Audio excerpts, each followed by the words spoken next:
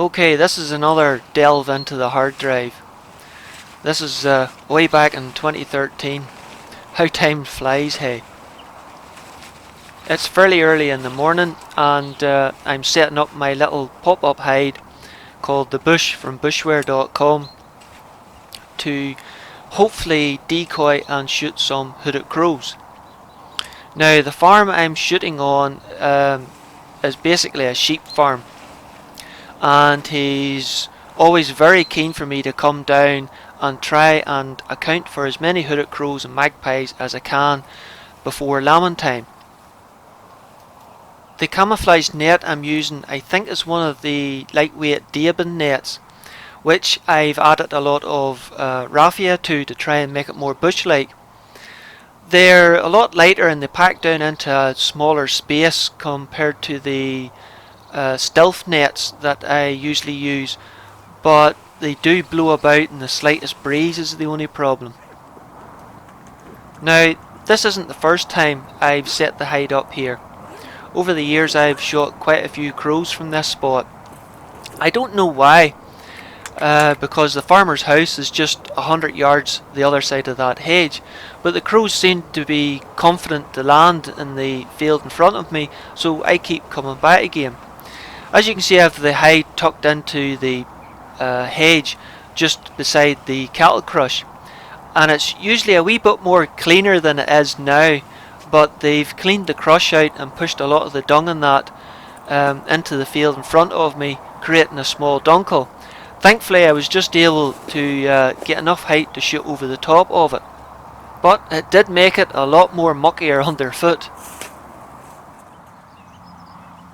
Now my setup is, as usual, a dead hooded crow set up in a little wire cradle as a decoy, and a dead rabbit split open to look like a fox has killed it through the night, ate its fill and left the rest of it as bait.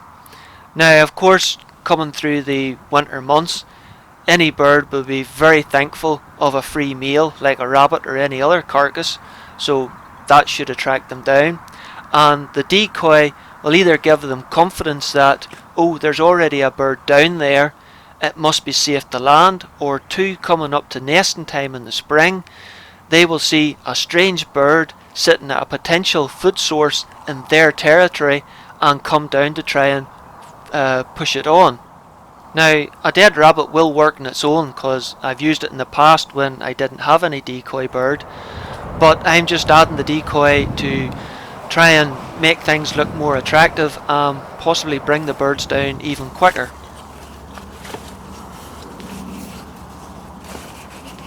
The rifle I'm using is my Ruger 1022 Custom from Rimfire Magic. It's mounted into a Hogue green overmolded stock. It had a wee bit of work done to the trigger. The inside of the action was polished. The barrel is a 16-inch Green Mountain heavyweight fluted barrel. The scope is a Dabin 2.5 to 10 by 50 DMP, and I think the ammunition I'm using is 40 grain Winchester hollow point subsonics.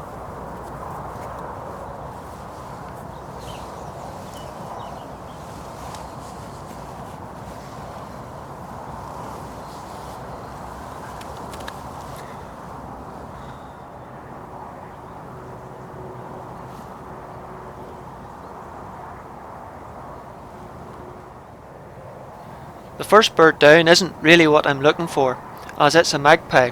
Now, I will shoot magpies, but I've learned that if I'm after hooded crows, to leave the magpies alone, because I've seen hooded crows wait in the distance watching the magpies feed, and if you start shooting at the magpies too early, the crows know there's something wrong and they won't come down.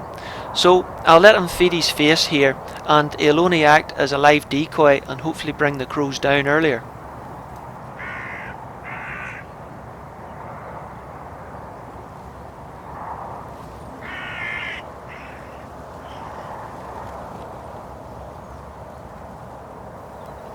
And what do you know, it seems to be working. We've got a pair of hooded crows as well as the magpie down at the bait spot now.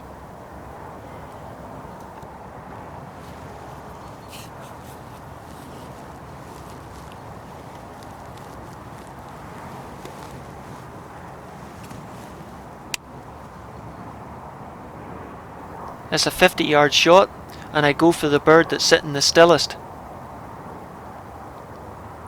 It's a good strike, but the bird still manages to get 15-20 yards down the field before it drops dead. This really seems to upset its mate, which noisily craws in the distance, sitting in a tree about 100 yards away, but it's not a safe shot for a rimfire. Then the magpies move in. Seems to be riling them up as well. It seems to be that all the corvid family, but especially crows and magpies, have an extreme fascination with recently shot birds. But I'm going to hold my fire here, hoping that his mate will come down to inspect the carcass.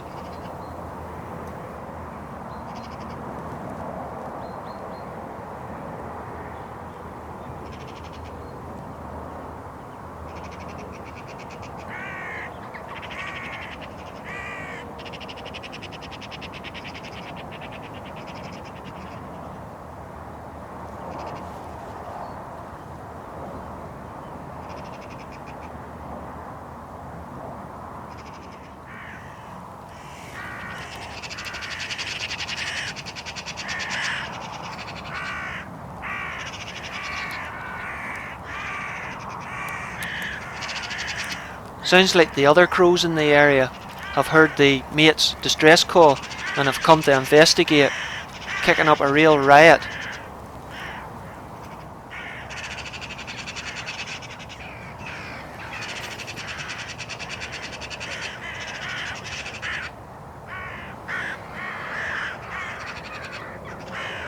The crows are making a real racket, but it looks like I might get a shot, as some birds seem interested in landing beside the decoy pattern. But they don't stay there too long once this buzzard shows up, who gets promptly moved on with the other crows.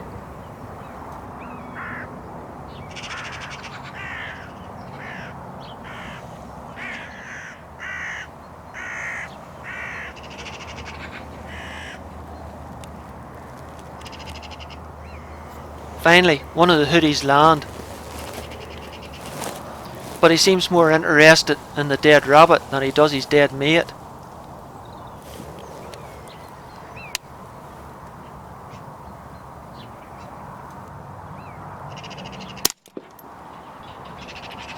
"50-yard chest shot, and he's going nowhere."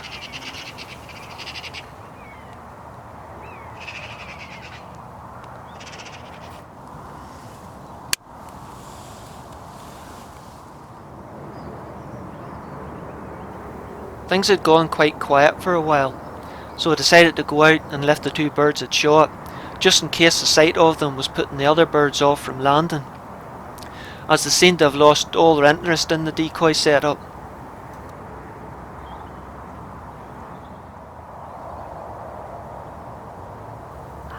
The first birds to really take any interest was actually a couple of rooks.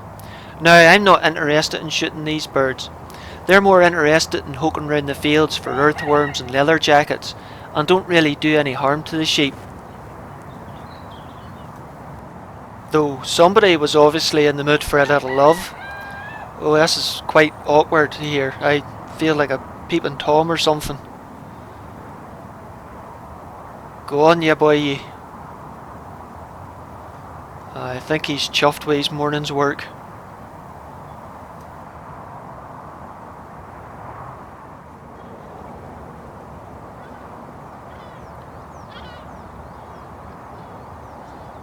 This is a very unusual visitor. I don't think I've ever had a gull down to the decoy setup before. I think it's a lesser blackback gull, and I believe they are on the general licence here in Northern Ireland, but I've got no call to shoot it, so I've left it well alone. But you can see it's quite a bit bigger than the hooded crow beside it.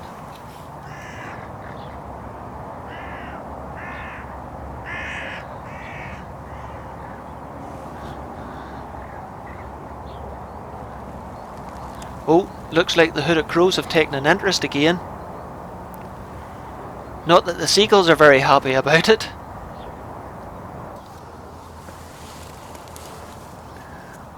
I let him waddle his way in to 50 yards for an easier shot. But he would have to decide to stand there. Get out the road, you stupid gull, you.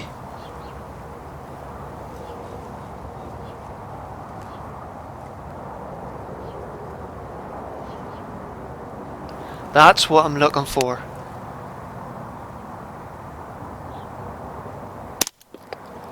And down he goes.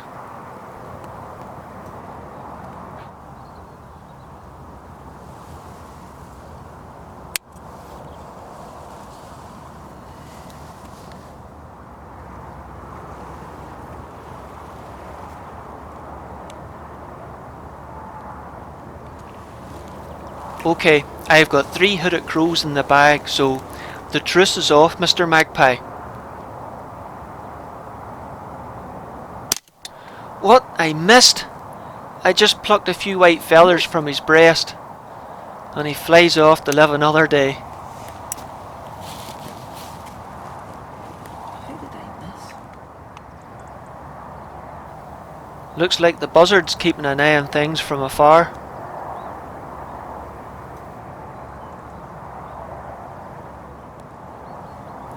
The Dunghill seems to be a favourite place for this little robin. Nice to watch while you're waiting.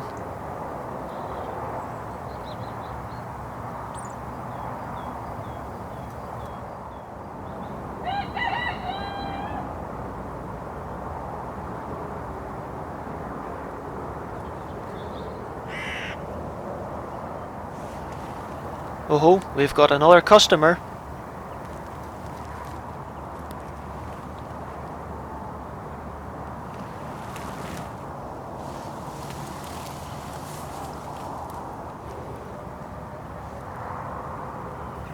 He looks quite nervous, but he's given me a nice still opportunity. What? Dead man's click. And I could have swore that bird heard that from 50 yards away, because you could see him flinch at the time. I quickly clear the action, recycle it, load another cartridge, and get back on the target again. Thankfully, he hasn't spooked.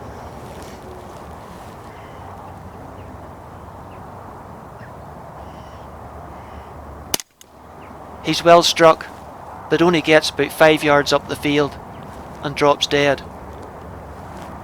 He's finished.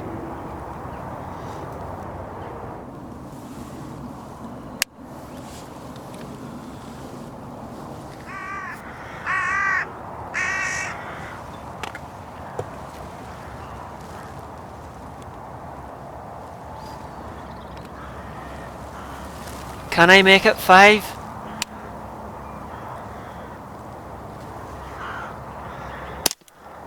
Ah, just missed. How did I miss that? All I got was a few grey feathers.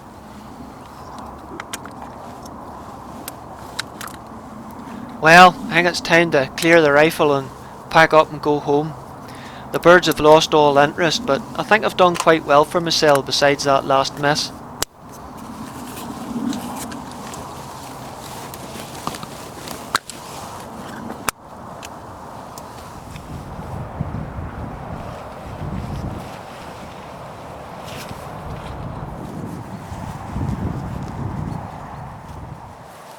Okay, let's see how we're done. There's one there. Oh, seemed a bit low. That's not good. This one here dropped very cleanly.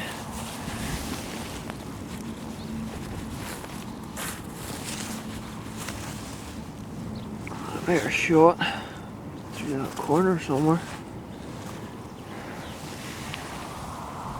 But they definitely hacked into that dead rabbit I'd set out. I think that's about the first time I've used dead crow as a decoy, and it seemed to work a treat.